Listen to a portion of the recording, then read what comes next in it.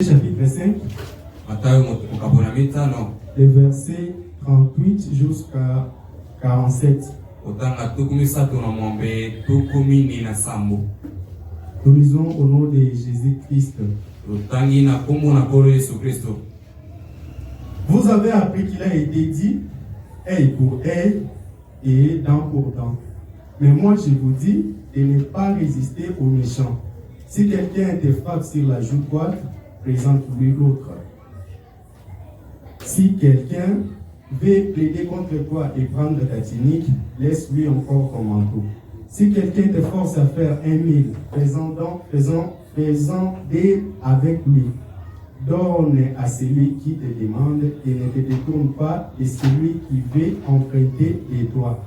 Vous avez appris qu'il a été dit, tu aimeras ton prochain et tu haïras ton ennemi. Mais moi, je vous dis, aimez vos ennemis, bénissez ceux qui vous maudissent, faites du bien à ceux qui vous haïssent et priez pour ceux qui vous maltraitent et qui vous persécutent. Enfin que vous soyez les fils de votre Père qui est dans les cieux, car il fait lever son soleil sur les méchants et sur les bons, et il fait pleuvoir sur les justes et sur les injustes. Si vous aimez ceux qui vous aiment, quelle récompense méritez-vous? Les publicains aussi n'agissent-ils pas de même? Et si vous saluez seulement vos frères, que faites-vous d'extraordinaire? Les païens aussi n'agissent-ils pas de même? Soyez donc parfaits, comme votre Père céleste est parfait. Amen. Amen. Que le Seigneur ajoute des bénédictions à la lecture. Vous pouvez vous asseoir. Amen. Alors, ce matin, c'est comme si c'était la continuité de notre message du dimanche passé.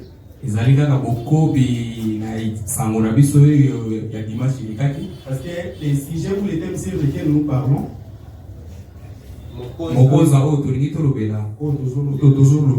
donc nous parlons sur les lois et les principes universels. Or, les dimanches passés, nous avons parlé des lois universelles.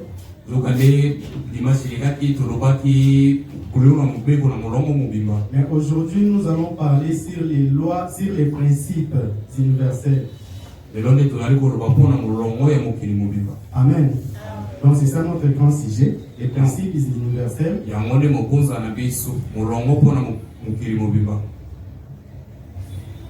Malako. Donc nous parlons sur les principes universels. Parce que comme le pasteur nous avait dit, il avait dit que nous puissions prendre une loi parmi les lois universelles. Et nous prenons aussi à chacun un principe sur les principes universels.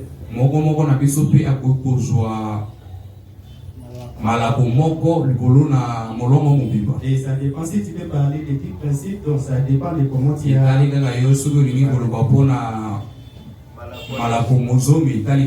Voilà, mais aujourd'hui nous parlons des principes universels. Et mon sujet, comme mon sous-thème de ce matin, je l'ai intitulé les principes pour finir les guerres.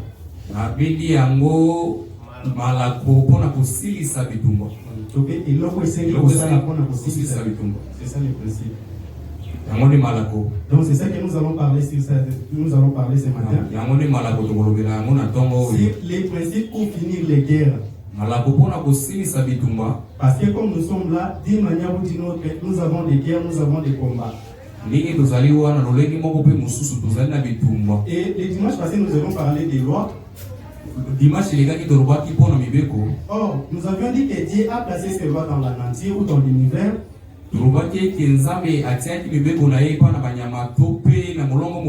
Mais pour arriver à ces lois-là, il y a des principes qu'il a établis.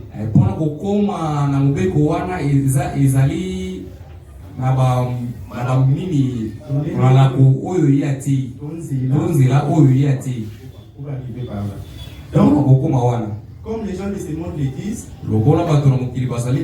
ils disent qu'un homme sans principe, il ne vaut rien. Il est comme un petit cochon sur l'océan qui navigue de partout. moto oyo azangi eloko ya kosala azangi tina azali lokola moto oyo azali lokola zero kati na mai na mbu bongo na bongo. Un véritable homme ou une véritable femme doit avoir ses principes à lui. Mwana mobali moko ya solo tupe mwana mosi moko ya solo ebongi penza azwa mwangu na ye moko. Et Dieu aussi a ses principes à lui aussi qu'il a établi. Nzambe pe azali na mwangu na ye oyo atie auquel nous devons suivre ces principes là. Na tina wana ndi tukulanda oyo Nzambe yo atie ya. Parce que il n'agit pas en dehors de ces principes là. OK, asala kate libana na mwangu na ye. Et si nous allons à la contre de ces principes, soki tuzali na bokeseni na kokana na oyo sorti Dieu aime en terre. Parce que nous n'avons pas suivi les principes. Parce que comme dans la loi de la semaille, du sémail, pour récolter, tu dois s'aimer. Or, pour que tu puisses récolter, il y a des principes que tu dois suivre pour que ta semence puisse arriver à la maturité. Il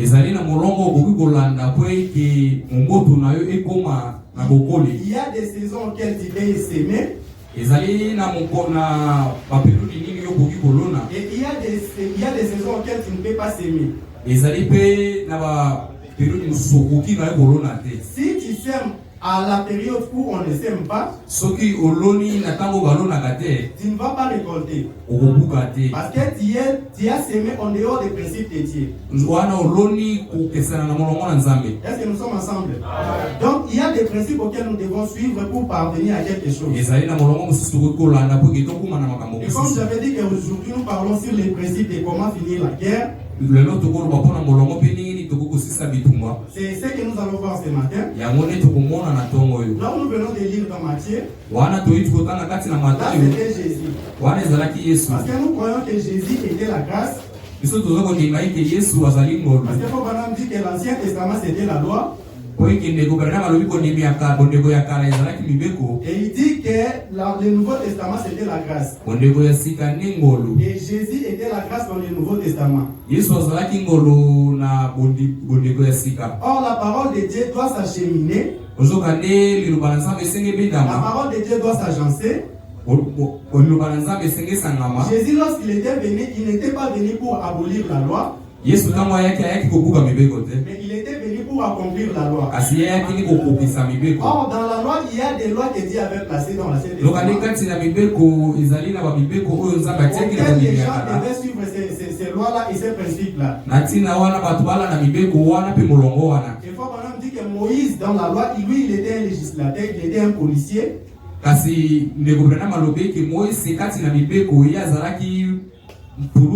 Donc, c'était si tu fais ceci, tu as telle chose. Si tu ne fais pas ceci, tu as aussi telle chose. Or, Jésus, lorsqu'il est venu, lui, il n'était plus la loi, il était plutôt la grâce. Et lorsqu'il est venu, c'est lui ici qui parle à ses disciples. Il dit qu'il vous avait entendu ou il vous a été dit que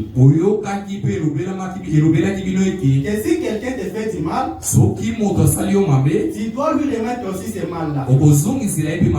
Si quelqu'un te tue, tu dois aussi le tuer. Si quelqu'un te crève les yeux, tu dois aussi lui crever les yeux. Et Jésus dit que si vous agissez ainsi, vous qui dites que vous êtes des chrétiens, si vous agissez de la sorte, quelle sera votre différence avec ceux qui dehors? Parce que dans la loi, il vous est dit que aimez celui qui vous aime et haïssez celui qui vous haïsse. Mais Jésus ici vient nous donner une chose contraire à ce que la loi disait. Jésus nous dit qu'au lieu d'aimer celui qui t'aime et haïr celui qui te haïsse, Jésus nous recommande de faire plutôt le contraire. Il dit que nous devons aimer ceux qui nous haïssent. Nous devons prier pour ceux qui nous maudissent. Et nous devons dire du bien à ceux qui disent du mal de nous. Et il dit que c'est en faisant cela que cela nous différencie de ces autres personnes. Or, quand quelqu'un te haïsse, et que toi aussi tu lui haïs, c'est-à-dire que vous êtes en guerre. Et comment faire pour finir cette guerre-là? Voilà pourquoi Jésus vient nous dire ici, lorsque quelqu'un te haït, si tu le haïs aussi, donc vous ne vous attendrez jamais. Cela veut dire que cette guerre-là va continuer jusqu'à même des générations. Parce que nous voyons cela même aujourd'hui. Tel père ne s'attendait pas avec tel père. Et lorsqu'ils sont morts, tu vois que ces conflits-là descendent même jusqu'à leur génération. Parce que mon père ne s'attendait pas avec l'autre là. Mon père est mort et comme moi, son fils, je suis resté là. Moi aussi, je ne dois pas m'attendre avec cela. Donc vous voyez qu'avec cette logique-là, la guerre va toujours continuer. Or, Jésus nous dit que si plutôt nous faisons le contraire, nous allons cesser cette guerre-là et cela ne va plus aller loin. C'est lui qui vous haïsse, si vous lui montrez l'amour, l'autre fois, ou quand il pensera encore à vous faire du mal l'autre fois, il va penser à ta réaction que tu avais agi envers lui. Amen. Donc c'est-à-dire que si quelqu'un te fait du mal, toi tu dois lui faire du bien. Et en lui faisant du bien, ça sera comme la Bible dit que ça sera comme si tu étais en train de jeter sur sa tête du feu ou de la braise. Et Jésus dit que nous devons les aimer. Imaginez que quelqu'un qui te cherche toujours des problèmes, ou par exemple, comme ça se fait toujours au travail, il y a quelqu'un peut-être qui est là au travail, il te cherche toujours des ennuis. Il fait tout pour qu'on puisse te renvoyer au travail. Si tu fais juste une seule erreur, cette personne-là court pour aller te dénoncer. Il te cherche toujours des problèmes. Et imaginez que la personne là qui te cherche souvent des problèmes, un jour il tombe aussi à tes pieds. Et lui, selon lui, il va s'attendre aussi que toi aussi tu ailles les dénoncer. Mais par contre, au lieu de les dénoncer, si tu ne les dénonces pas, tu vas voir que la prochaine fois, s'il veut aller encore t'accuser, il ne le fera pas. Pourquoi? Parce que tu lui as montré de l'amour au lieu de lui montrer la haine. Et quand nous dit que c'est ça la manière pour finir une guerre. C'est de faire du bien à celui qui te fait du mal. C'est de donner la nourriture à tes ennemis. C'est de bénir celui qui te maudit. Amen. Amen. Alors lisons une citation ici.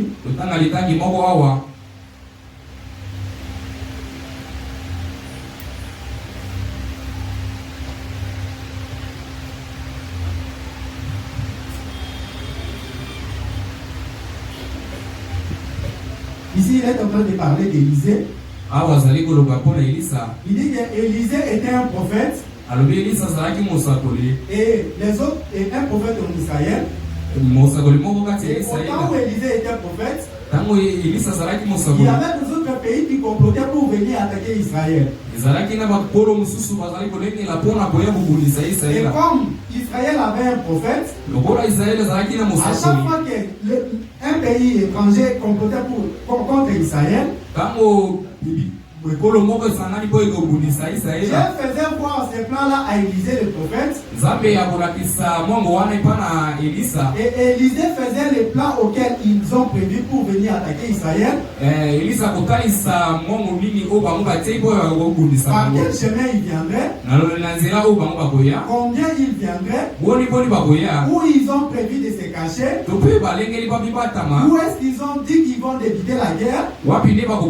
Alors Élisée va faire tous ces plans-là et il va les renvoyer. Et en faisant cela, le roi de ces pays-là pensait qu'il avait des espions dans sa patrie.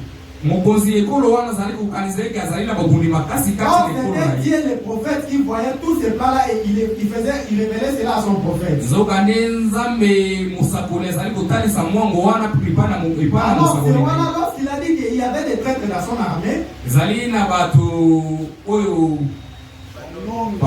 banongi kati na ekolo. Alors il a dit, quand il a demandé, ils lui ont dit qu'il n'y a pas de traîtres ici.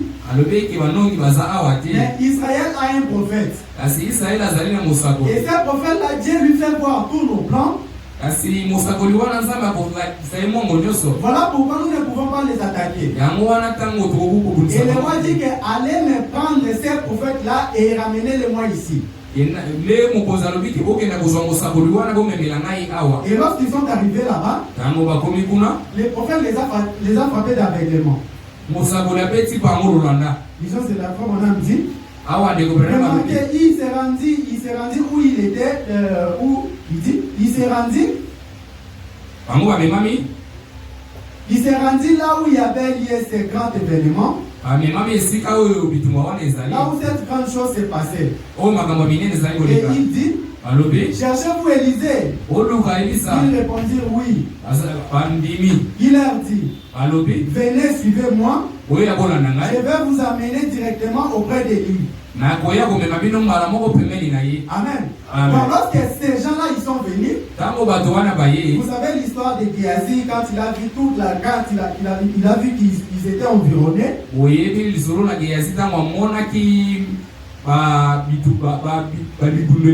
le prophète lui a dit que ceux qui sont avec nous sont des plus grands nombres que ceux que tu vois ici. Et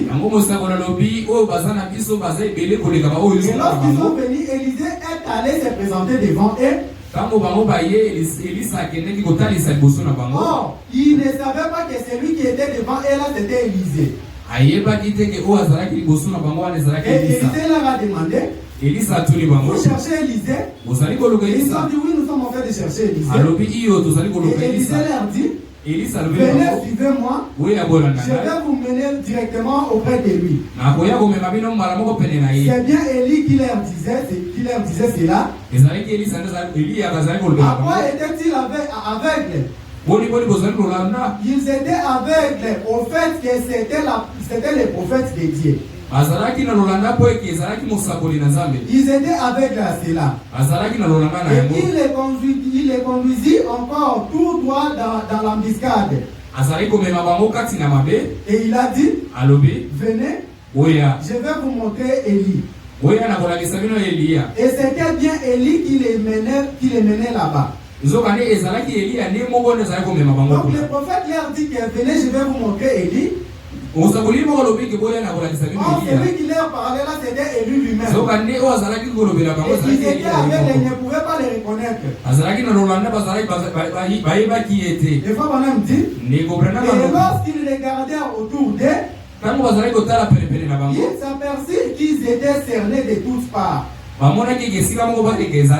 le roi dit, mon père, papa, dois-je les frapper? Parce que lorsque Élisée leur a dit, venez, suivez-moi, je vais vous conduire vers Élisée. Élisée les a conduits plutôt dans la grande ville là où étaient les rois. Toute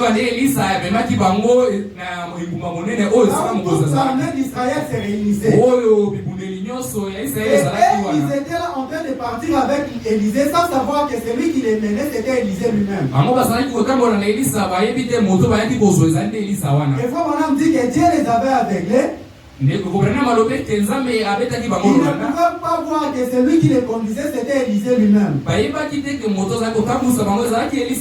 celui qu'ils sont venus arrêter, c'est la même personne là qui les conduit dans un embuscade. Et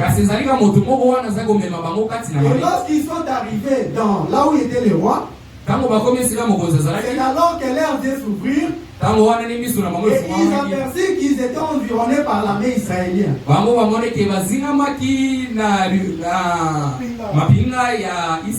Et lorsqu'ils se sont vus qu'ils sont cernés par l'armée israélienne, le roi demande au prophète, toi tu m'as amené ces gens ici, tu veux que je leur dise? Et le prophète dit, et lorsqu'il regardait autour d'eux, Ils s'aperçurent qu'ils étaient cernés de toutes parts. Et le roi dit, mon père, dois-je les frapper? Et le prophète dit, et il a dit, ferait-il quelque chose, il dit, ferait-il quelque chose qu'un prisonnier, il dit, qu'est-ce que nous dit? Ok, il dit, ferait-il de quelqu'un que tu as fait prisonnier pour ensuite les frapper? Il dit, donne-leur quelque chose à manger et renvoie-les dans leur pays. Je ne sais pas si vous comprenez. Donc lorsqu'ils sont arrivés là, parce que ces pays-là venaient pour combattre Israël. Ils venaient constamment combattre Israël. Et Israël aussi devait les combattre à leur tour. Mais lorsque Élisée les a conduits vers les rois, le roi demande au prophète que dois-je les frapper? Et le prophète lui dit que ne les frappez pas, mais donne-leur plutôt à manger et à boire. Et renvoie-les dans leur pays. Je ne sais pas si vous comprenez vraiment. Donc imaginez qu'il y a un pays qui vient nous faire la guerre ici. Et nous les avons encadrés, ou nous les avons attaqués. Au lieu que nous puissions les tuer, nous ne les tuons pas. On leur donne la nourriture, on leur donne à manger, et après nous les renvoyons dans leur pays. Vous pensez que ces pays-là viendront encore nous faire la guerre? Ils ne viendront plus. Pourquoi? Parce que nous leur avons témoigné de l'amour. Et Frère Branham dit, donne-leur quelque chose à manger et renvoie-les dans leur pays. Amen. Et Frère Branham dit, voilà la façon de mettre fin aux guerres. N'est-ce pas vrai? Certainement. Oh là là. Si seulement nous pouvions adopter ces principes aujourd'hui, nourrir son ennemi, faire du bien à ceux qui vous maltraitent. Amen. Donc c'est ça la manière pour finir une guerre. C'est de faire du bien à ceux qui veulent nous faire du mal. C'est de donner à manger à nos ennemis. C'est d'aimer ceux qui nous haïssent. De prier pour ceux qui nous maudissent. Et c'est en faisant cela que nous allons finir la guerre. Amen.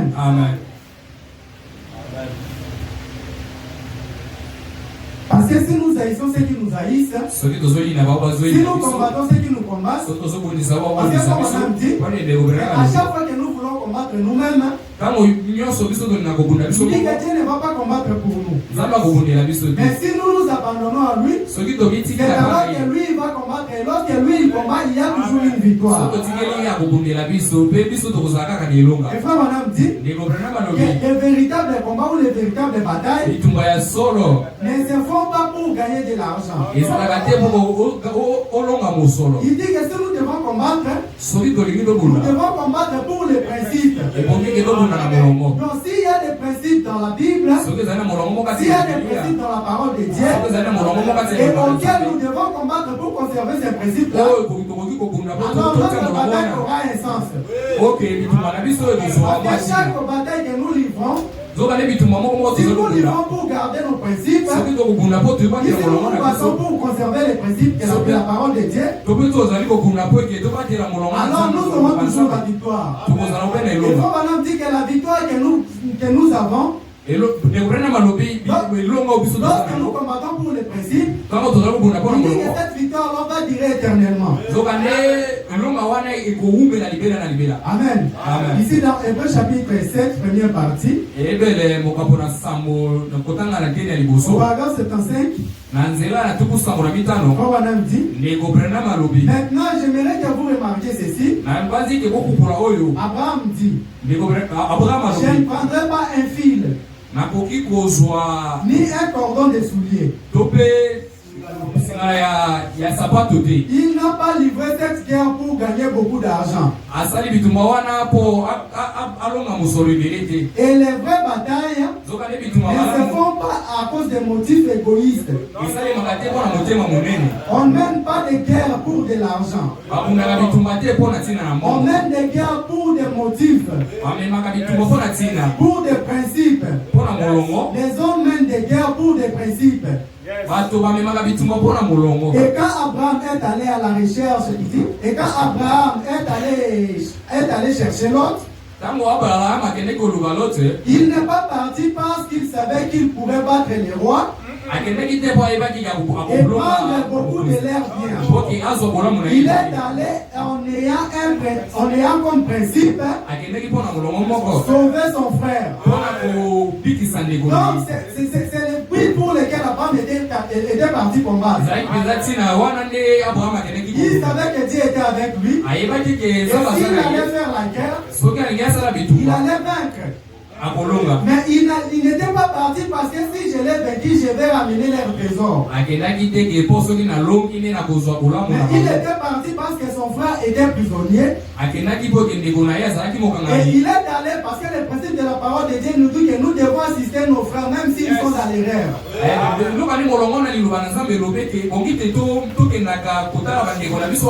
Et l'autre, lui, il était dans l'erreur. Il avait choisi la vie facile. Et il est allé là où il y avait des guerres, là où il y avait des combats. Et là-bas, il s'est fait prisonnier. Et remarquez, avant qu'il puisse se séparer, lui, avec Abraham, il ne s'était pas séparé en bon terme. Parce qu'il s'est disputé ses serviteurs et les serviteurs d'Abraham. Il s'est disputé tout le temps. Il ne s'attendait pas.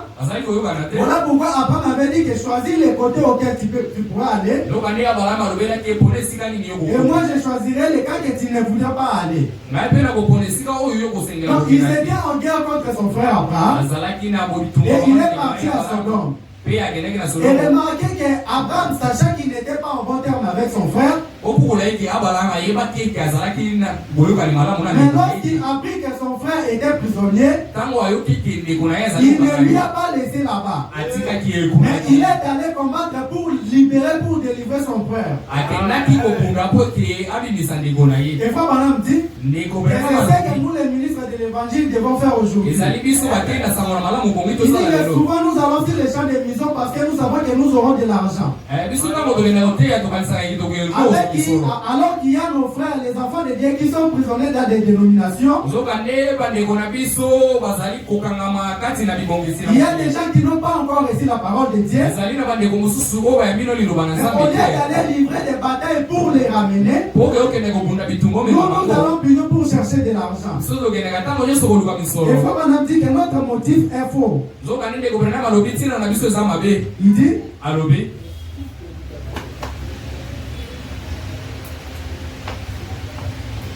et tout prédicateur envoyé sous l'inspiration du roi du ciel, il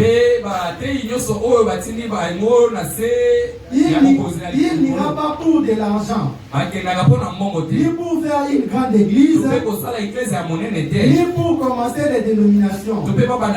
Il ira uniquement pour des principes. Et c'est celui de ramener son frère déchu. Qu'il reçoive une pièce de 10 cents ou l'offrande ou pas, cela ne change rien du tout pour lui. Comme je l'ai dit, les véritables guerres sont menées et faites pour des principes et non pour l'argent. Et les hommes et les femmes qui adhèrent à l'église qui adhèrent à l'église et entrent dans l'église pour devenir populaires parce que Jones sont partis ou chantent d'église, il dit une petite église pour entrer dans une grande église, vous le faites pour un motif égoïste. Vous devriez être disposé à vous tenir au fond dans la bataille. Amen. Amen. Donc les véritables guerres c'est fait pour des principes. Or les principes pour finir des guerres, nous devons faire du bien à notre ennemi. Parce que dans la Bible aussi il y avait Saül et David. Saül était le roi que les hommes avaient choisi. Or David était le roi que Dieu avait choisi. Et lorsque Saül déplie à Dieu, Dieu envoya Samuel pour qu'il aille oindre David. Et Saül, sachant que c'est David qui va le succéder, il faisait la guerre à David à chaque instant. Il cherchait David pour le tuer. Et David se fouillait d'un endroit à l'autre pour fuir Saül. Et un jour, Dieu livre Saül entre les mains de David.